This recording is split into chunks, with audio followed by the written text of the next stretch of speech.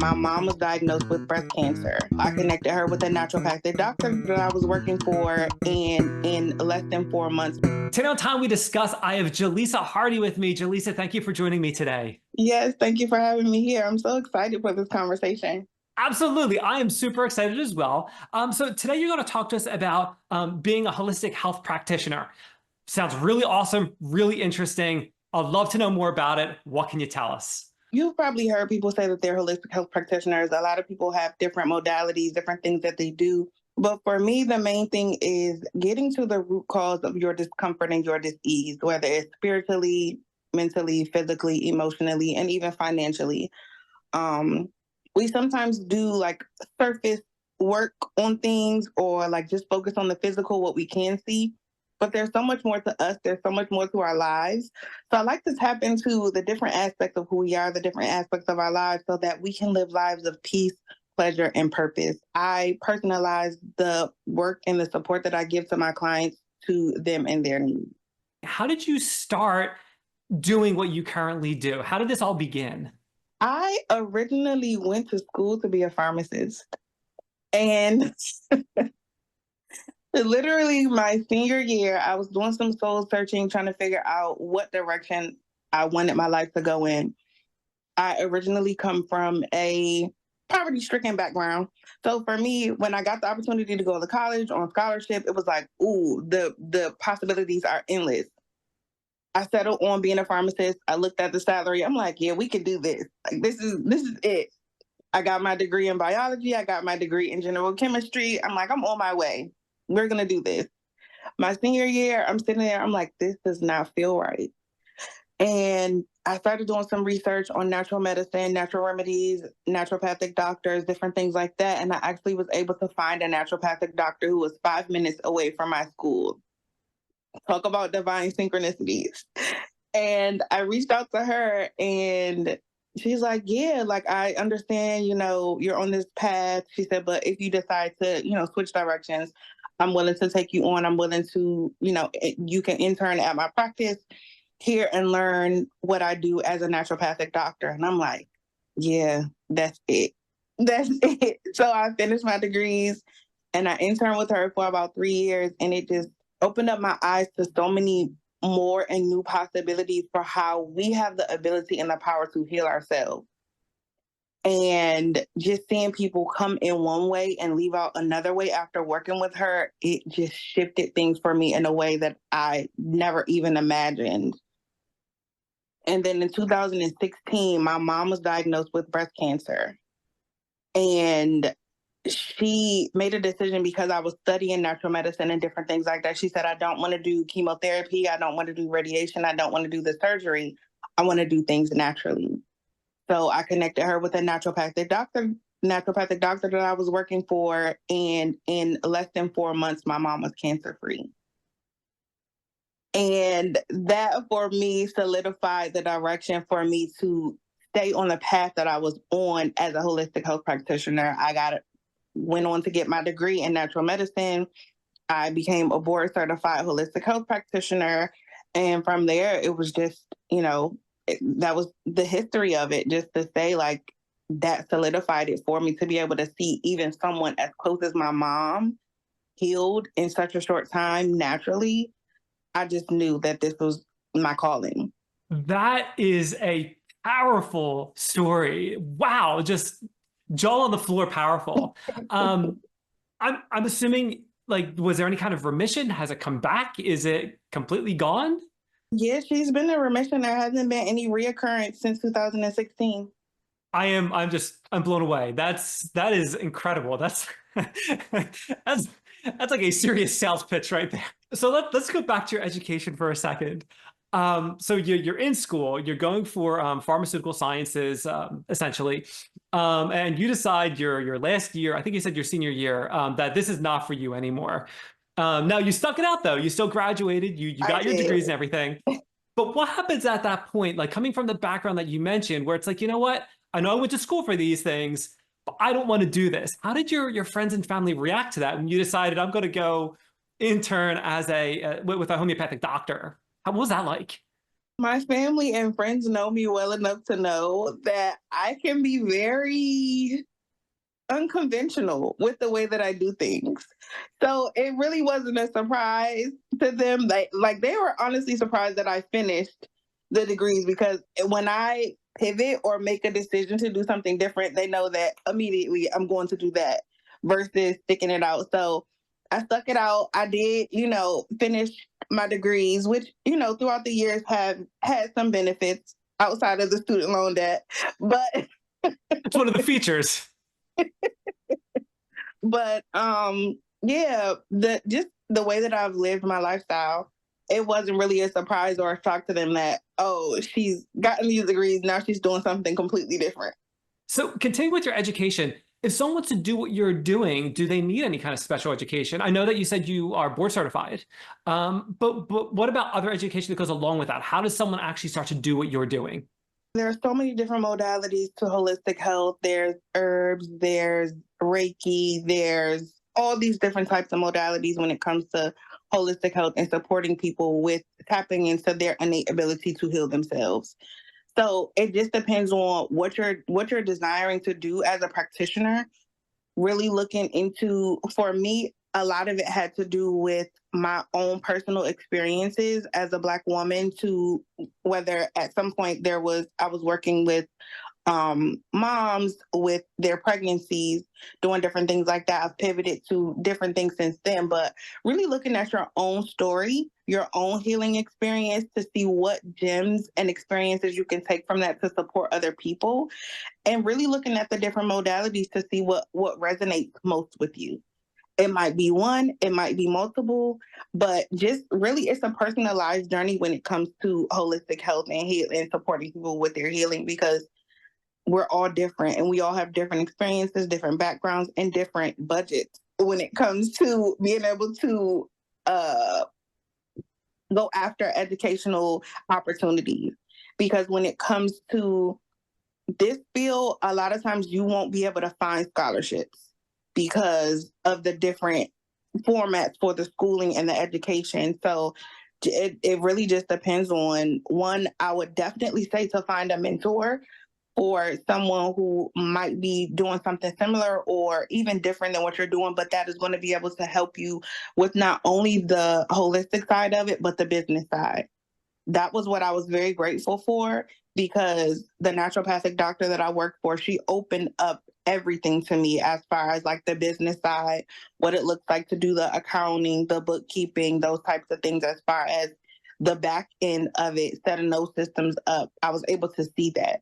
So when you connect with someone, a mentor, a guide that is going to be able to open all of that to you, not just the healing side, that will benefit you more than just going to school to get an education.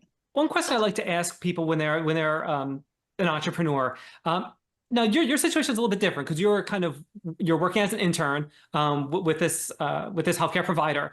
How did you end up transitioning from that to going out on your own? How did you get your first client? Was it essentially not a referral, but kind of someone that you had met through that other practice, or did were you hitting the pavement and you got a client? Was it a friend? Was it a family? I'd like to ask about that very first client. How did that work out for you? My first client, I would say, was it was so long ago, but I believe it was a close friend of mine. I think it was a friend of mine that I met in college that knew what I was doing, knew about the pivot that I made, and was willing to bet on me because they knew who I was, how I went about just life overall, and was willing to, support my mission. I love that. I love the connection you talk about with networking. I had a woman I spoke with, Lisa from Colby's Army, and she was on several months ago at this point. But she talked about keeping those connections open because you never know in the future who's going to be able to help you out. And people's very nature, they tend to help out people if they want to do that. And maintaining those connections is just absolute key. That is awesome. So going back to the business side of things, you said ideally connect with a mentor, someone that can help you out, not just on the healing side of things, but also the business side of things. Did you end up seeking a different person, or did your the healthcare provider that you worked with also served as a mentor for the business side of things? How did that work for you? I did actually. There are a bunch of different programs out there, and one of the resources that I found was through the SBA, and they have a program called SCORE where you can get mentors for free on the different aspects of business that you need support with. So I did reach out to them at some point because a lot of holistic health practitioners don't make the amount of money that they desire to make. One, because a lot of our work is not like covered by insurance. So when people come to us, they have this desire or expectation that they're going to be able to pay for it with insurance, and that's usually not the case. So sometimes if we're because we have these healing gifts, we desire to help and support people. So sometimes we lower our prices to make ourselves more accessible to a wider audience. So with that, I learned a lot of what not to do on the back end from my mentor. And also, again, some of the gems of like systemizing things, putting things in place to make sure that you have the support that you need with accounting and bookkeeping, those things that are not always your area of expertise. So there were some things that I learned to do from her, and there were also things that I learned not to do from her. But I did reach out to SCORE to get a mentor throughout the years to have additional support with the business side of things. That's great information. Someone else also mentioned SCORE, and I can't remember who it was that I spoke with, but a super, super awesome resource. And that's also great we were talking about regarding the insurance. I was speaking with Penny. She was a trauma career coach, and she was talking about a similar thing. People have the trauma that prevents them from keeping a job, and they end up losing a job, hence they don't have insurance, which makes getting help that much challenging. So it's interesting to hear your take on that as well. It's kind of similar in a sort of way. So let's go back to you talk about certification. What was that process like? Is that I don't want to say an easy process, but is that like a 6-month process, a 12-month process? Does it vary? What was that certification like? So my certification process, it was connected to the degree that I received. So it's important to understand when you go for a degree or a certification to know the connections that you're able to make with that. Is there additional thing that you're able to benefit from this program? So with my program, they already had a connection with AADP, which is American Association for Drugless Practitioners. So going through their program, I did it was like a 90 credit program. So I had courses in all types of things when it comes to holistic health. And after that program, because I chose that program and they already had that connection, it was pretty much a seamless process. They knew the education that I had received, who I had received it from, and it was pretty much an application, submitting my information as far as my degree, all of that, and I was accepted into the program to become a board certified holistic health practitioner.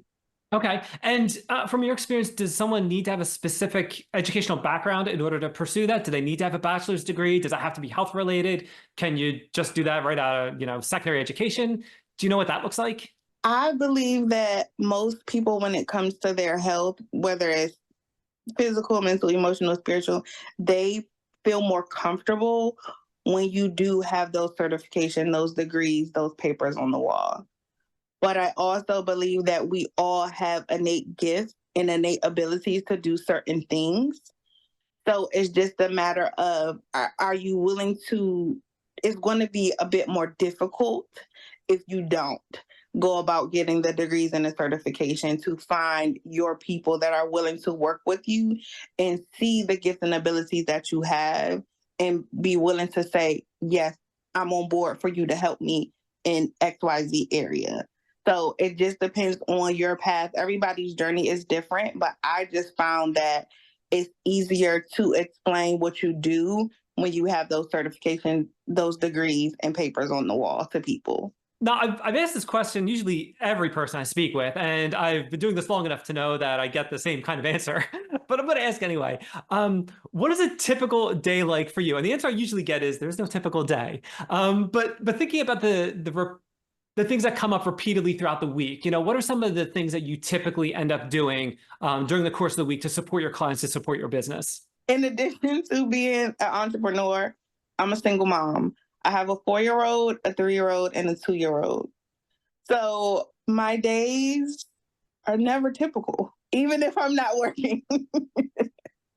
But I more recently I was blessed to be able to find a virtual assistant that is absolutely amazing, that works for me from 7:30 to 11:30 every day. So I'm working with her, starting my day with my morning meditation, prayer, doing those things, getting up, getting in touch with my VA to see what she's working on, if she needs support with anything.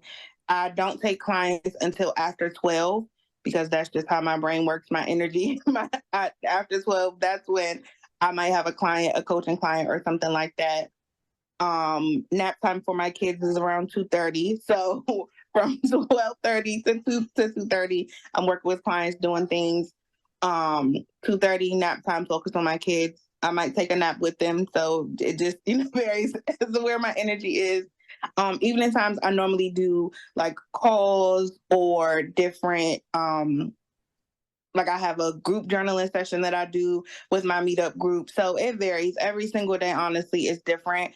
But there are some key things like my morning routine, getting that in to make sure that I'm filling myself up, doing the things that I need to nourish myself before anything else.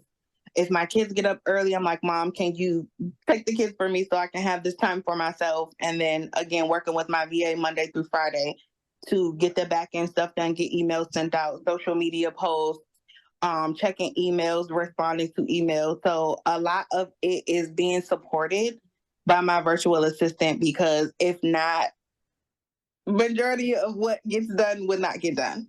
That's really so much good information there. And I will say too, I actually did speak with a virtual assistant. Her name was Kathy, and I spoke to her a while ago. The episode has not aired yet, although by the time this episode airs, that one will have aired as well. So I'll make sure I link to that somewhere, up here around there. Jalisa, you said something that I thought was really, really cool. And I am kicking myself that I did not think to ask anyone else this. So on my YouTube channel, I can create playlists and I can group different videos together around different topics. And I have one that is for like no college degrees. So if someone can't go to college or they don't want to go to college or they don't want to have to get a second degree, what other opportunities are available? So I group all of these videos together and I'm kicking myself. One thing that never occurred to me was the occupations that are helpful or supportive if you're a single parent. So I got to make sure I create that. I love that. So that's just really, really cool to hear that, you're able to make this work with your kids and everything like that. That is really, really cool. Okay. Being supported, having a support system makes a huge difference. That's why I said in the beginning, relationships, networking, having those things in place make a huge difference, especially if you're a single mom or if you're a mom or a dad. Like having that support system, anyone in business knows that it's easier and much faster to get things done when you're not doing things alone. When you're working with your clients, it sounds like it's all virtual. Do you do any face-to-face meetings or not so much?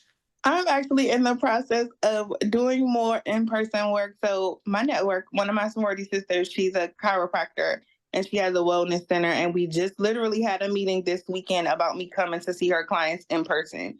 So since the pandemic, I did transition to all virtual, but now that things have shifted, I'm coming out of that more to do more things in person. I've been doing more in-person speaking engagements as well. So I would say it's hybrid now.